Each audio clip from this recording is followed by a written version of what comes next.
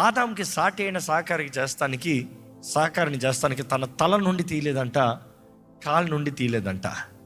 He didn't take from the head. తీసుంటే తల మీద కూర్చుని ఉంటారేమో, నేను నీ తలని చెప్పుంటారేమో.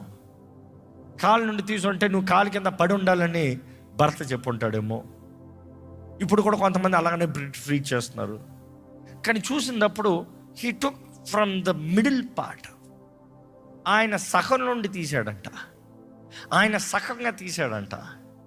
యేసుప్రభు అంటాడు, వివాహమైన తర్వాత పురుషులు, భార్య భర్త, పురుషుడు స్త్రీ కలిసిన తర్వాత, వివాహం బంధంలో దిగిన తర్వాత వారు ఏక శరీరమై ఉన్నారు. They are one. వారు ఏకమై ఉన్నారు. దేవుడు చేసినప్పుడు ఆయన పక్కటి ఎముక నుండి తీసి, ఆదాము పక్కటి ఎముక నుండి తీసి అవ్వని చేశాడంట. ఆయన పొగిడిన విధానం చూసినప్పుడు, నా మాంసంలో మాంసమా, ఆయన చూస్తే అంత నువ్వు నాలో నుండి వచ్చావు, ఎంత అడ్మైర్ చేస్తున్నావు.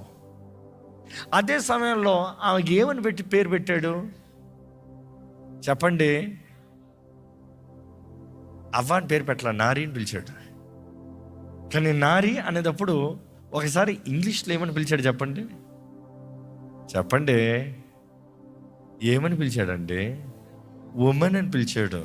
మీరు ఉమెన్ అంటున్నారు కానీ ఆ రోజు ఆదాము మొదటిసారి ఆమెను చూసినప్పుడు నువ్వు మ్యానువు కాదు, O man. Because she was so special, he was so enlightened, so thrilled. పాపం వచ్చేంత వరకు he saw as O man. కానీ ఎప్పుడైతే పాపము ప్రవేశించిందో, నీవిచ్చిన ఈ స్త్రీ, దిస్ వర్వ్, ఈ నాశనము అని పిలుస్తున్నాడు. దేవునిలో ఉన్నంత వరకు కుటుంబము బాగుంటుంది, దేవునిలో లేదా నాశనంగా ఉంటుంది. That simple it is. That వో కెన్ చేంజ్ ద వవ్. అంటే WOWకి WOE వచ్చేస్తుంది అంతే.